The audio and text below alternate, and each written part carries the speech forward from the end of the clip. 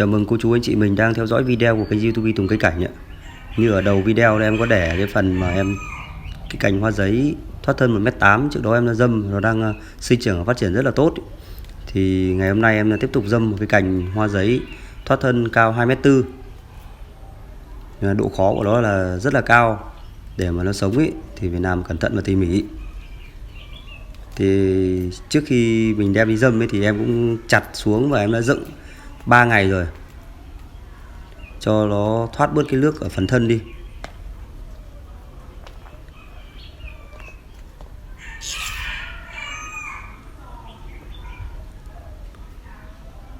Mình quấn làm sao mà để lại được khoảng 10 phân nhé.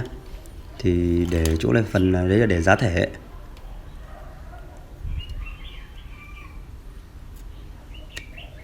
Đây, nó có những cái gai này thì mình cắt nó đi để cho nó tránh nó đâm vào tay thôi, còn không cắt cũng được, cũng chả sao.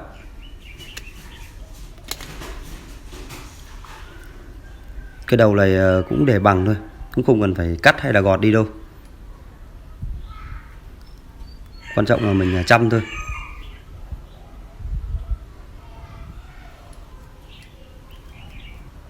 Đây em có dùng cái băng ghép cành này nha, em quấn hết cái phần cành này đi để cho nó giữ ẩm, nó tốt, nó không bị khô.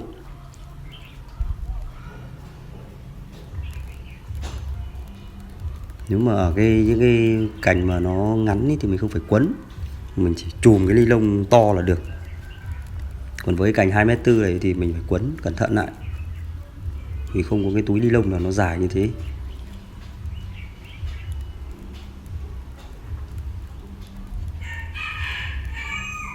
Sau nó có nảy mầm ra thì nó cũng đùn qua cái này được. Nhưng mà nếu mà mình để thoát thân thì nó có nảy mầm ở phần giữa thân hay là những cái điểm nào mình không thích mình phải tẩy luôn nó đi. Đây em đang quấn lên phần ngọn của cái cành rồi đây.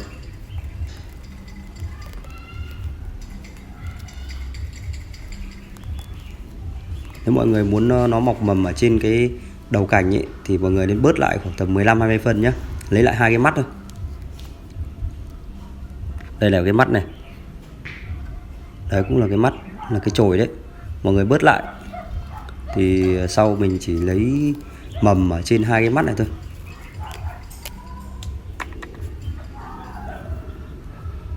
Sau làm một cái dàn cho nó hợp thời trang, mình hàn công phu vào cho nó thoát cao lên thành một cái mái, hay như một cây cổ thụ cũng được.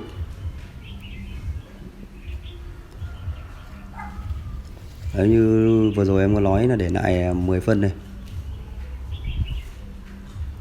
Ở trên phần đầu này mình dùng keo hay là mình dùng cái keo liền sẹo mình bôi cũng được. Nhưng ở đây em có cái băng keo chuyên dụng của em thì em cứ bịt vào đây để cho nó tránh khô thôi.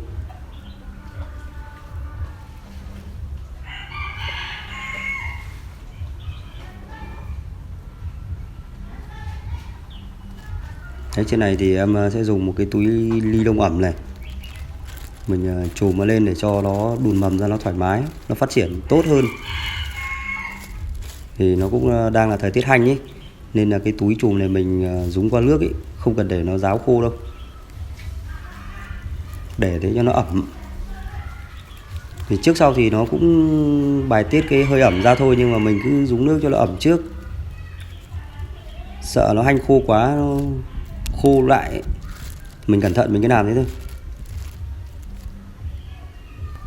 Còn đây thì em chuyển ra cái khu bóng mát nữa để mình dâm nhá, để dưới một cái vòm cây bưởi đây.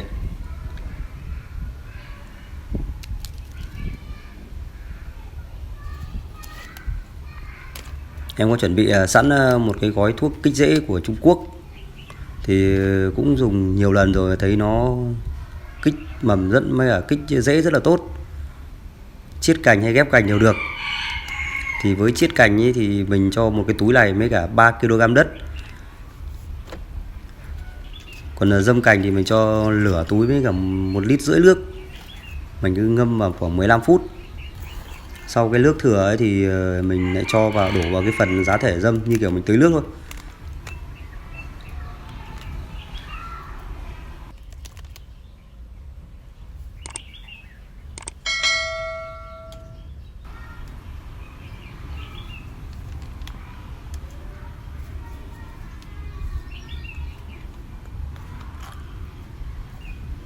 Để em đi tìm cái que để ngoáy nó lên nữa.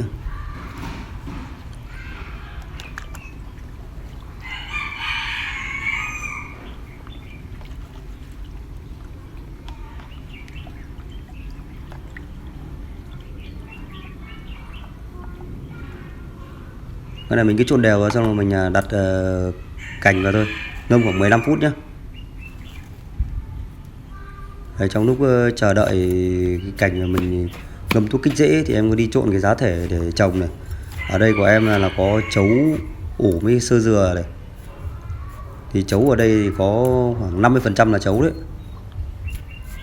còn mình thêm 20% sơ dừa và còn đâu 30% là đất.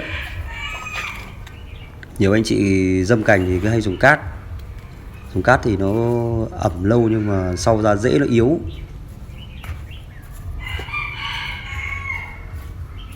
Mới cả nó không có dinh dưỡng để cho cái mắt.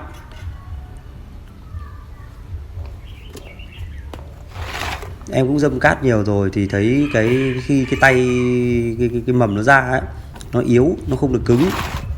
Như anh chị mình nhìn ở cái đầu video có một cái cành em dâm đấy, em cũng dâm theo giá thể như này này, thì cành nó lên rất là mẫm và cứng cáp. Đấy, mọi người cứ để khoảng là 10 phân nhá, giá thể ở trong chậu.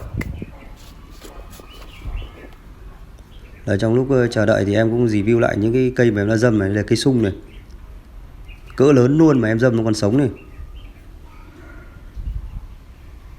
Đây là cái cành hoa giấy thoát thân 1m8 này. Ở đầu video em có để đấy. Đấy, nhìn cành nó rất là mẫm, phát triển, sinh trưởng phát triển rất là tốt luôn.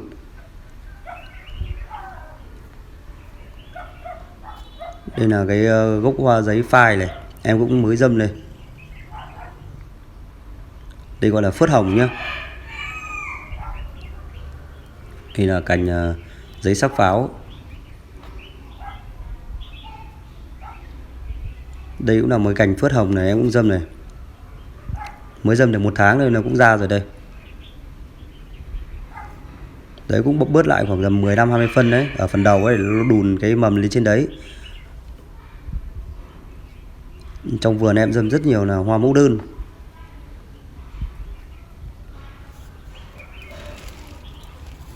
Đây, quay lại phần cho giá thể vào nhá. Thì cái khu dưới này thì mình kê cái viên gạch lên cho nó thoát nước cho nó dễ.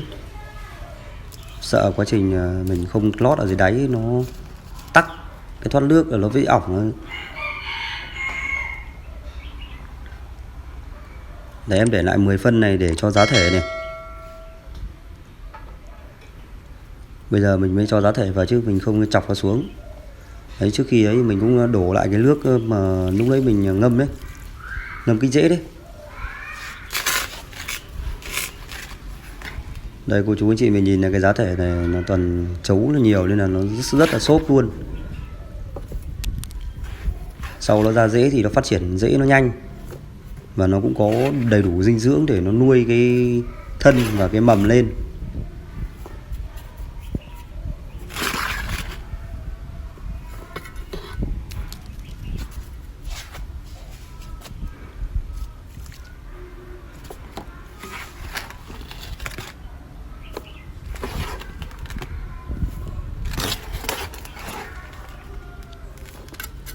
Mình làm mình giữ được ở trong mát ý, thì nó không bị khô. Mình phải tránh những cái nơi có gió đi. Hôm nào ví dụ nó gặp cái gió hanh nó khô quá là nó cũng ảnh hưởng đến cái cành dâm này của mình đấy. Cái này mình đảm bảo được cái độ ẩm của nó lúc nào khô trên bề mặt ấy thì mình sẽ phải tưới nước, hoặc là để một cái phần gì đến đấy để nó giữ ẩm. Nhưng em sẽ cho một phần vỏ lạc vào đây. Thì em hay để vỏ lạc nó giữ ẩm được. Mình tưới nước lên trên bề mặt vỏ lạc ấy thì nó giữ ẩm được lâu. Sau nó mùn ra thì nó cũng là một cái chất dinh dưỡng vô cơ cho cái phần giá thể đất của mình.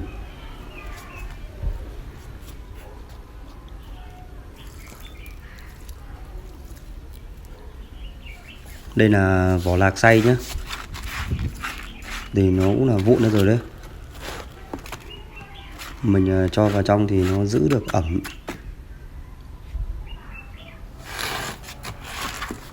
Ở gốc cây nào em cũng có vỏ lạc.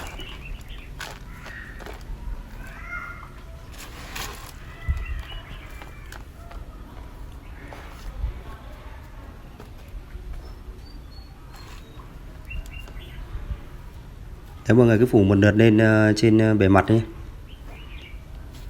Video của em ngày hôm nay xin được dừng lại ở đây ạ. Thân ái chào tạm biệt và hẹn gặp lại quý vị anh chị ở video tiếp theo nhé.